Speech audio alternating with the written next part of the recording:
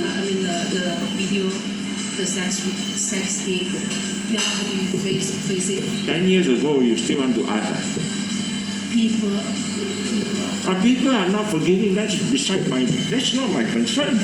I'm living a happy life. But you still write it in your Yeah, book? I wrote it in my book. What's wrong? It is a truth. It's in the past already. Yeah. To me, what is important is to look forward. Okay. Nobody make any mistake. Those people who condemn me are either coward or hypocrite. Yeah. Either coward or hypocrite. Coward because they dare not admit they themselves have done it. Okay. Hypocrite is people who have done it and pretend they have done it. So to me, I look at it very simple. I will make a mistake, I pay for it, and if they are not happy, please come and shoot me. You see, people who don't like me will always talk about my video. Yeah. I have never hide it. I admit it, I apologize, I go off. What do they want from me anymore? They want to kill me, please come and kill me. I'm just curious how you face it because you are. Okay, Assalamualaikum warahmatullahi wabarakatuh. Kalau kita melihat kepada Datuk Chua Soy Lek, mantan Presiden ataupun disebut Presiden MCA, yang pertama sekali kita perlu belajarlah daripada insan yang melalui ujian dan dugaan.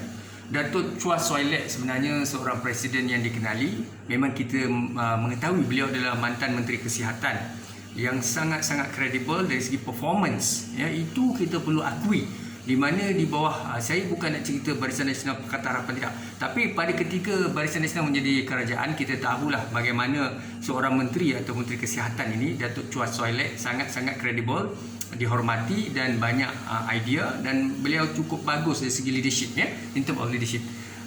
Dan apa yang berlaku adalah dari segi career politik, ya, career politik beliau, bagaimana beliau dijatuhkan, ya, dengan tragis, ataupun pesaing-pesaing politik ini mereka mencari ruang dan peluang untuk memastikan Datuk Chua Soy Lek terpalit imej, reputasi dan identiti beliau. Contohnya beliau dikatakan berzina ataupun memiliki, ya, seorang teman wanita yang lebih muda, dan berlakulah hubungan ranjang di hotel dan sebagainya. Itu adalah skandal, ya, seks yang digempur-gempurkan oleh pesaing politik beliau. Bagaimana kita melihat bagaimana kianatnya masyarakat, khususnya disebut proksi-proksi atau lobby tertentu yang sebenarnya mahu menjatuhkan imej, reputasi dan identiti Datuk Chua Soy Lek. Memanglah kita maklum bahawa perbuatan tak kira siapa-siapa, tuan-tuan, tidak kira siapa di kalangan kita, kalau kita terpalit dengan skandal seks, satu perkara yang dilaknat Allah bagi umat Islam, dan juga bagi masyarakat agama lain juga dipandang hina.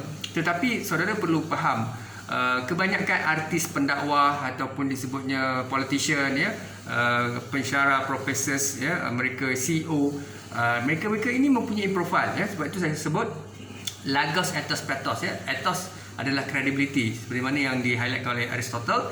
Ethos adalah credibility, perjawatan, maruah, identiti dan sebagainya. Sebab kalau kita tak menjaga kredibiliti kita ini, maka pesaing-pesaing kita, baik dalam politik, dalam agama, dalam dakwah, mungkin dalam career seperti profesor, sarjana, CEO, think tank, kita juga akan diancam, ya. Seperti mantan KPSPRM dulu, ya, juga terpalit dengan skandal dengan isteri orang di, saya lupa, di Indonesia ke dan sebagainya. Ini semua adalah agenda-agenda, perlakuan seks, skandal, mempunyai teman wanita, ya, mempunyai keinginan melakukan seks secara peribadi dengan sesiapa, memang ada, seperti mana yang saya sebut sebelum ini, dalam psikologi kita ini memang dilengkapi dengan package libido, id, ego, super ego, seperti mana yang diterangkan oleh Sigmund Freud. Id ini adalah nafsu yang kuat. Yang saya sebut tadi, 15 tahun hingga ke 45 tahun, itulah antara usia yang kita akan berhadapan dengan, sebab kita punya keinginan nafsu ini sangat kuat, ya. Dalam Islam kita sebut korin dan sebagainya. itu syaitan, iblis, jin yang ada dalam diri kita. Tapi dalam kajian saintifik atau psikologi disebut sebagai libido ego super ego oleh Sigmund Freud. Maknanya tak kira tuan-tuan siapa, nampak baik, nampak bijak, nampak alim, nampak ulama, nampak ustaz, nampak profesor, nampak politician, nampaklah CEO, nampak accountant, nampak sebagai CEO bank dan sebagainya, apa pun, tetapi tuan-tuan tak ada nafsu. Sebab itulah saya puji Datuk Chua Soy Lek. Sebenarnya beliau berani berkata benar dan mengakui bahawa itu kesilapan beliau, dan beliau mohon maaf kepada isteri dan keluarga, dan beliau meneruskan kehidupan dengan biasa. Norma itu boleh diterima dalam budaya ataupun situasi masyarakat, tetapi dalam Islam satu perkara yang dilihat sebagai berdosa besar dan Allah lanat, dan kita akan jatuh dan rebah begitulah. Sebab itulah apa agama pun, bukan saya nak bandingkan Islam dengan bukan Islam, tetapi dalam Islam memang sangat serius perkara itu tidak boleh dilakukan kalau kita tidak boleh kawal nafsu, maka kita berkahwinlah, daripada kita wal imah. Kebanyakan orang yang melakukan perkara ini mereka yang telah berumah tangga. Sebab itu tuan-tuan dan puan, I throw the ball to the wall, the ball bounce back to me. Kita perlu ingat siapa kita, tak kira kita Perdana Menteri, kita Perdana Menteri, kita Jemaah Menteri dan sebagainya, kita juga akan terpalit dengan skandal-skandal ini. Kita perlu cukup faham dengan musuh-musuh kita. Orang ni kalau kita pandai bercakap, berceramah, berbincang, kita critical thinker, kita trending, orang tak suka. Rambut sama hitam, hati lain. Mereka mencari ruang dan peluang. Mereka akan cakap ini sangka buruk, sebenarnya tak ada orang macam tu. Itu hipokrit lah, seperti mana Datuk Chua kata, manusia ni sebenarnya dia di depan baik, di belakang dia akan merikam. Ini hakikatnya. Ramai orang kenaikan bila di hadapan kita, dia akan puji kita dari segi kenaikan pangkat, kita dapat gelaran, dapat pingat dan sebagainya, tapi di belakang sebenarnya mereka sakit hati jugalah. Dia akan guna cara halus ataupun cara kasar. Itu yang Datuk Ayub Khan Maidi Picek menyatakan bahawa manusia tak boleh cara kasar, dia akan guna cara halus. Itu. Met the president in the Oval Office. Their encounter shown in footage unearthed by A&E. Her dad admitting it seemed a bit odd. He was very friendly, very familiar with us, and that felt somewhat strange, but we accepted it. You stand here, Dad. You stand here, Lottie from over here. The family photo orchestrated by the president ending with a lingering touch. At that point, Lewinsky says she and President Clinton were already in a relationship, but it was a roller coaster. When Clinton later tried to end things, she says she threatened to tell her parents. He, started yelling at me like it is illegal to threaten the President of the United States of America. Jadi tuan-tuan, kita melihat bagaimana seorang tokoh pemimpin hebat, Presiden Clinton, Presiden Amerika, credible, he have his own towering personality, a good leader, and people respect him, very humble man. Tetapi orang yang hebat seperti Clinton memang disenangi oleh masyarakat dunia, dalam kalangan negara Islam dan bukan Islam ataupun Europe, mungkin Middle East dan sebagainya. Kita melihat bagaimana skandal Lewinsky dan Clinton ini menyebabkan imej, reputasi dan identiti beliau tergugat. Di Amerika, isu berkaitan dengan free sex ini biasa. Bukan semua orang menerima, tetapi budayanya begitu. You want it, you go for it. Mutual understanding.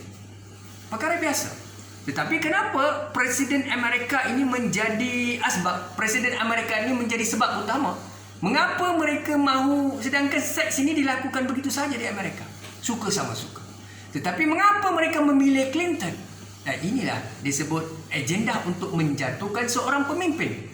Kalau anda ulama, anda ustaz, anda profesor, sarjana, CEO, pemimpin negara, jemaah menteri, menteri besar, ketua menteri, menteri kabinet, perdana menteri, saudara perlu berhati-hati. Bukan saja di jalan raya, malahan berhati-hati dalam kehidupan.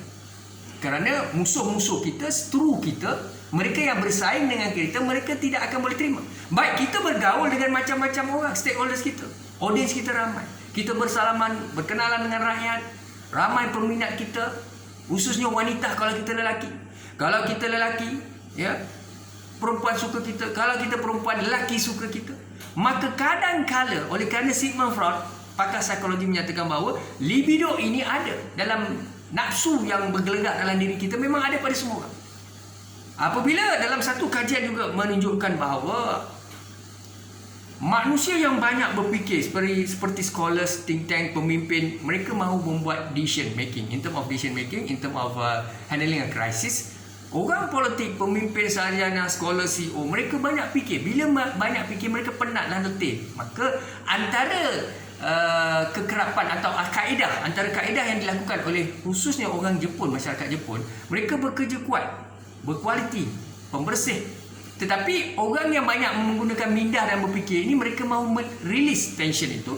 Kebanyakan masyarakat, usahawan Jepun dan sebagainya, mereka bekerja 12-13 jam, akhirnya mereka mencari gisha. Gisha ini adalah gundik ataupun GRO. Jadi saudara, dari segi rasionalnya memang ada kebenarannya. Scholars, ya, mereka think tank CEO, disebutnya sebagai ketua jabatan, pemimpin politik. Apabila mereka dalam selepas mereka menguruskan pelbagai krisis politik, percaturan politik, kemudiannya kepimpinan negara dan sebagainya, segelintir daripada mereka mencari jalan untuk pergi masaj, ataupun mencari gundik, ataupun mencari perempuan simpanan. Senyap-senyap. Di Malaysia kita tahu ramai pemimpin individu. Sebab itu termasuk dia tidak kira nafsu ini, tidak melihat kepada negarawan, tidak melihat kepada golongan bijak pandai, profesional. Tuan-tuan dan saya, siapa saja boleh melalui perkara ini. Hati-hati. Ini perlu kita sedar. Clinton seorang yang hebat, dihormati, disanjungi, akhirnya kerana Lewinsky. Apa nikmat yang dia dapat? Memanglah dalam 10 minit, dalam setengah jam sedap melakukan maksiat dan zina. Tetapi apa berlaku kepada gaji yang Clinton dapat? Jawatan yang Clinton dapat selama ini sebagai presiden. Dihormati, disayangi oleh masyarakat Amerika. Dunia menghormati Clinton. Tapi begitu saja nasib Clinton merudum, hancur dan musnah. Baik. Ini yang perlu kita faham. Bertemu Sami Velu di sebuah restoran di Ibu Negara pada Jun lalu, dan ketika itu bekas Menteri Kerja Raya itu memberitahunya supaya tidak bimbang dan semua urusan akan berjalan seperti biasa. Mahkamah Tinggi pada 12 Disember sepatutnya mendengar permohonan interim DeFi Cameron Rosaline selepas beliau tidak dibenarkan bertemu dengan bekas Presiden MIC itu dan tidak lagi dibayar nafkah sebanyak RM25,000 sebulan seperti mana sebelum ini. Alright. So, Mariam Rosaline antara wanita yang mengaku bahawa beliau mendapat habuan ataupun bayaran RM25,000 nafkah daripada mantan Menteri Kerja Raya Datuk Sami Velu. But ini bukan cerita mahu mengaitkan Datuk Seri Sami Velu. Saya sebut Datuk Sami Velu adalah seorang yang hebat dari segi kepimpinan, in terms of leadership. Menteri Kerja Raya hebat, lebuh raya di Malaysia pada ketiga kepimpinan Barisan Nasional dahulu. Saya bukan cerita pasal parti politik, tetapi saya cerita pada ketiga itu beliau signifikan dengan Barisan Nasional. Maknanya hebatnya Sami Velu ini dari segi kerjayanya bagus, dari segi kepimpinannya hebat. Ya. Kita nampak pembangunan infrastruktur. Tetapi ingat tuan-tuan, anda hebat, anda negarawan, anda mungkin pemimpin. Tidak kira pemimpin Islam bukan Islam, Melayu, India, Cina, Sabah, Sarawak, Karazan, Portugis asli, tuan-tuan atau saya atau tuan-tuan, I throw the ball to the wall, the ball bounce back to me. Kita juga boleh terpaling dengan skandal, perempuan simpanan, perkara-perkara yang terkeji dan terkutuk. Sebab saya sebut tadi, memang dalam kajian Sigmund Freud, ya, dia sebut setiap manusia dia mempunyai libido atau id, ego, super ego. Id ini nafsu yang bergelegak dalam diri kita. 15 tahun hingga 45 tahun antara usia yang sangat-sangat gairah nafsunya. Secara senyap-senyap, walaupun dah kahwin, ada isteri, ada suami, itulah timbul kecurangan. Hati-hati saudara, hati-hati, belajar daripada orang lain, jangan ulangi kesilapan. Mungkin tuan-tuan ustaz, ulama pendakwa yang hebat terkenal, tapi ingat, ramai peminat di belakang takbir, ramai orang akan call, ramai orang akan mengintai-intai ruang dan peluang. Kadang-kadang iman kita lemah, buat atau tidak, siasatan perlu dijalankan. Kadang-kadang ia bukan saja menyusahkan pihak agensi penguasa, malahan menyusahkan diri kita, keluarga kita.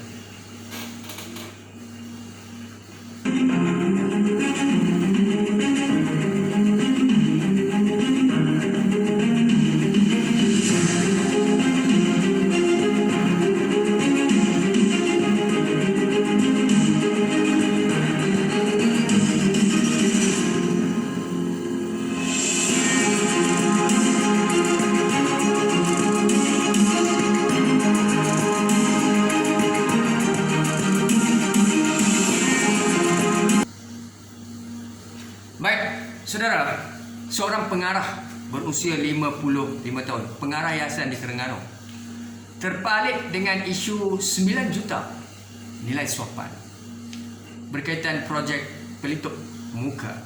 Saudara, individu seperti pengarah berkaitan mempunyai keluarga, anak, isteri. Rezeki yang diambil, dibawa balik, mestilah disalurkan secara halal kepada anak, isteri, keluarga. Namun apa yang berlaku? Hanya kerana rasuah, maka masa depannya itu terjejas. Bagaimana pencen beliau? Bagaimana keluarga beliau? Maruah. Saudara, ini bukan mahu menghina beliau. Apa yang berlaku kepada orang lain termasuk skandal seks, rasuah, salah guna kuasa, ketirisan, ia pengajaran bagi saya dan tuan-tuan yang mendengar. Kenapa saya buat video ini? Sebenarnya saya mahu membuka pemikiran tuan-tuan dan puan. Ingatlah bahawa kematian itu bukan pada orang yang meninggal saja. Yang hidup ini mestilah melihat bersyukur dengan ruang dan peluang yang Allah bagi. Kesihatan.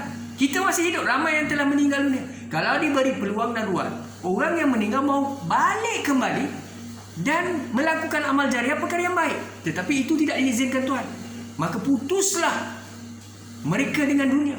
Maka mereka bersemadi di alam kubur dan alam barzah dan seterusnya.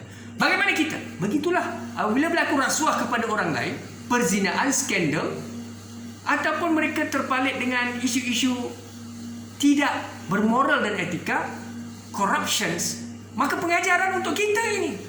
Maka itulah saya sentiasa membuat audio video untuk memberi pemahaman. Dari segi psikologi, dari segi agama, dari segi kemanusiaan, dari segi undang-undang. Kita tidak mahu kita terpalit seperti mana sahabat-sahabat kita, rakan-rakan kita. Dan kita tidak memandang mereka hina.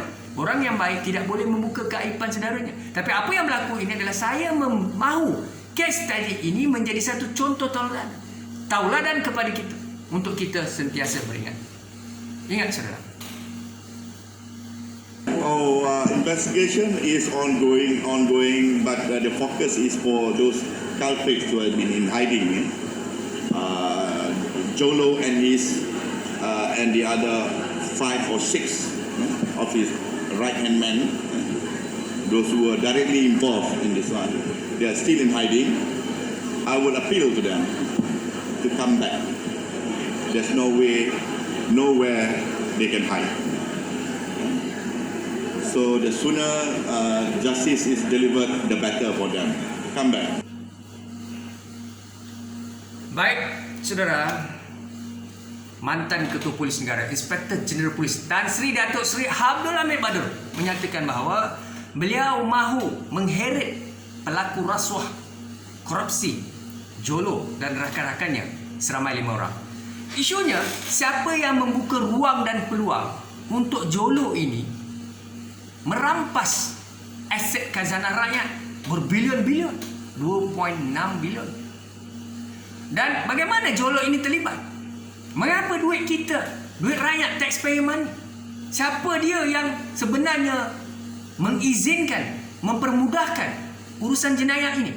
Maka sebab itu kita mengharapkan Ketua Polis Negara yang sedia ada, Tan Sri Akrisani, Abdullah Sani, dan frontliner lembaga asal dalam negeri, kerajaan Perdana Menteri yang ada yang amat berhormat, Datuk Seri Ismail Sabri Yaakob, sebagai Perdana Menteri melakukan yang terbaik untuk mengheret mereka-mereka pengkhianat petualang bangsa ini. Kita mengharapkan pemimpin. Sebab itu kita bersama PDRM, Immigration, Custom, SPRM sentiasa. Kita bersama Tuanku Sultan dan Raja-Raja Melayu. Tuanku telah bertitah banyak kali. Dan Sultan Selangor menyatakan bahawa tidak ada tempat ruang kepada pelaku rasuah di Selangor. Itu kenyataan. Tuanku Sultan Johor, Sultan Selangor memanggil KPSRM, Datuk Azam Baki, Datuk Seri Azam Baki, dan menegaskan tidak ada ruang dan peluang kepada pengkhianat, perasuah dan gelaran pingat ditarik. Kita minta semua raja-raja Melayu, Tuanku Sultan, tarik pingat penjenayah Datuk Datin Tan Sri yang korup salah guna kuasa. Sebab itulah kita rakyat Malaysia tidak boleh, baik Melayu, India, Cina, Sabah, Sarawak, Kadazan, Portugis asli, kita mempunyai ideologi politik, betul. Tuan-tuan sokong UMNO, BN, PH, DAP, PKR, Amanah. Itu tidak ada masalah. Masalahnya tuan-tuan menerima kleptokrat, pemimpin rasuah, salah guna kuasa, skandal, zina, maksiat. Ini tidak betul. Sebab bagi kita mahu memastikan pemimpin yang ada berintegriti, bertanggungjawab, amanah, yang sebenarnya menjadi contoh tauladan. Maka anak-anak muda, belia, remaja, pelajar sekolah, pemimpin muda sedang melihat satu tindakan yang tidak bertamadun, bermaruah. Maka kita mesti menolak pemimpin ini, tak kira siapa mereka, Melayu, India, Cina, Sabah, Sarawak, Kadazan, Portugis asli. Kalau mereka korup, salah guna kuasa, kita tolak mereka. Ya, saudara.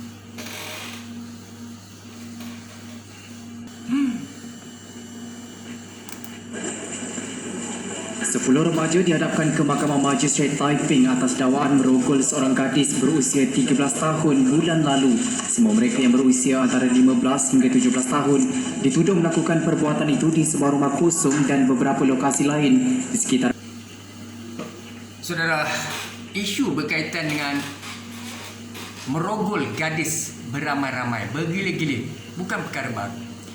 Kita maklum, saya telah banyak kali hadir seminar kolokium bengkel bersama pegawai penyiasatan gangguan seksual Bukit Aman, dan ramai pegawai polis atau penceramah penguasa ini memberi syarahan yang menyatakan setiap lelaki berpotensi untuk merogol. Tuan-tuan terima atau tidak, suka atau tidak, itulah hakikatnya. Saudara, kita memiliki nafsu. Kalau kita berdua-duaan, macam-macam boleh berlaku. Dan ingat bahawa mengapa remaja antara kumpulan yang sanggup melakukan perbuatan terkutuk merogol gadis, dan perkara ini kerap sangat berlaku. Kerana itulah syahwat nafsu manusia ini, nafsunya tidak ada titik berhenti, tidak ada full stop. Itu dari segi pendekatan pemahaman psikologi. Psychology is all about a scientific process of mental and behavior. Maka kita perlu menguasai psikologi dan kita faham manusia ini dia tidak ada titik berhenti. Kalau dia ada rumah, maka dia nak rumah yang banyak. Kalau ada tanah, dia mahu tanah yang banyak. Kalau ada barang kemas, dia mahukan barang kemas yang banyak. Kalau ada kereta, kereta yang besar, yang cantik. Kalau ada isteri, isteri yang banyak. Kalau ada suami, suami yang ramai. Tetapi itulah, orang perempuan tak boleh kahwin ramai, tapi skandalnya ramai. Sebab itulah nafsu tidak ada berhenti. Ini bukan al-fitnatul asal min al-khat. Saya mau memberikan pemahaman. Sebab itu remaja yang bergerak nafsunya seperti mana Sigmund Freud sebut ego super ego, kalau kita mampu memahami mekanisme ini, maka super ego itu adalah benteng iman yang kuat. Sebab itu kita perlu faham. Bila kita ada syahwat, keinginan berzina, maksiat dan sebagainya, ingat, bukan saja dari aspek maruah, integriti, agama kita, Allah anak kita berdosa besar, tetapi bagaimana kerjaya masa depan kita. Sedap sekejap, tapi jawatan kita, gaji yang kita peroleh, semuanya hilang hanya kerana zina, maksiat, perempuan yang datang atau lelaki yang datang memeluk dan sebagainya. Ini bukan sarkastik, ini bukan lucah. Tetapi ingat, saudara, hari ini pendidikan bukan saja dalam buku teks ataupun dalam subjek moral, subjek agama, tetapi ingatlah, kita boleh memberikan apa saja input dan ilmu melalui pelbagai platform termasuk sosial media, video, audio dan sebagainya. Yang penting kita mendidik masyarakat bersama polisi. Polis dan masyarakat berpisah tiada.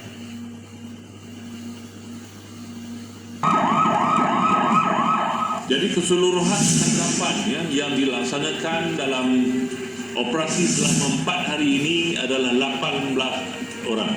18 orang telah berjaya ditangkap, dan kesemua mereka ini berusia di antara 21 hingga 67 tahun. 5 daripada mereka mempunyai rekod kesalahan lampau. Saudara Datuk Ramlidin, seorang pegawai polis kanan yang hebat dan baik, berintegriti. Isunya adalah berkaitan dengan mereka yang terpalit dalam dadah. Anak remaja kita, belia dan mereka yang berusia 60-an juga ditangkap dan ditahan oleh polis diraja Malaysia. Ingat saudara, libido ini bukan sahaja merujuk kepada seks, hubungan kelamin, liwat, merogol, sexual harassment.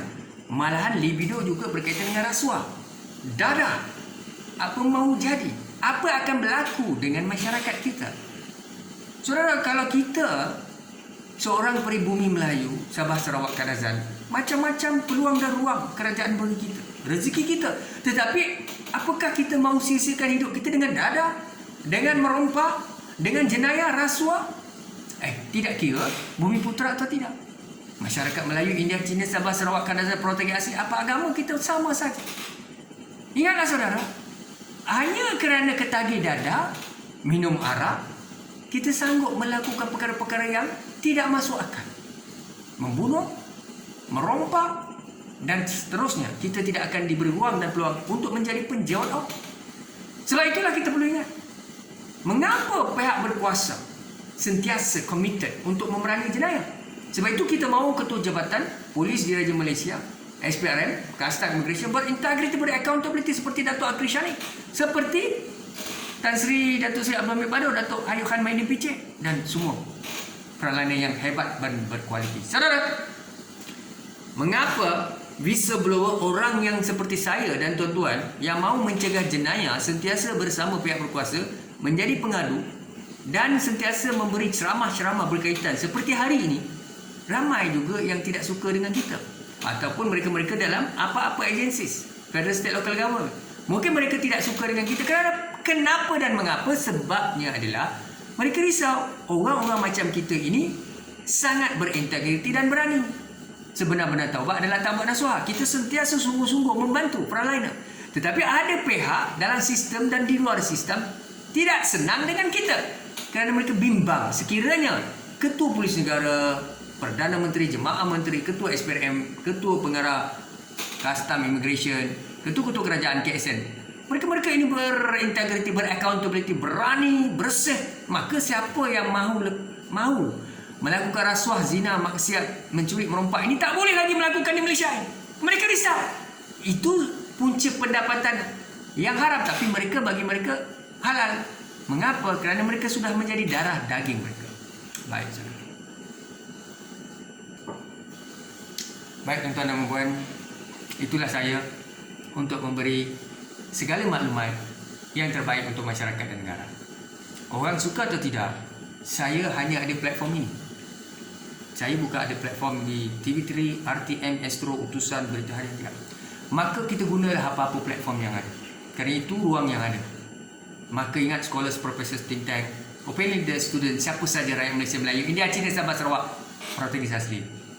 Tuan-tuan ada peluang, ada ruang. Masuk TV, masuk Astro Awani, masuk Berita Harian, Utusan, broadcast media, beri ceramah sana sini. Cakap yang benar, berani untuk mempertahankan negara dan masa depan masyarakat kita. Kita mahu membina satu negara yang berprinsip memeruah, berdiri sama tinggi, duduk sama rendah dengan bangsa lain. Dahulu Malaysia disegani, dihormati, hari ini kita sedih. Apa pun mesti bangkit. Tolak pemimpin korup, ketua-ketua jabatan korup, dan sekolah dan profesor pengampu ini kita tidak mahu. Baik saudara, kita doa yang baik-baik untuk Malaysia. Bidat, syukran dan terima kasih. Assalamualaikum warahmatullahi wabarakatuh.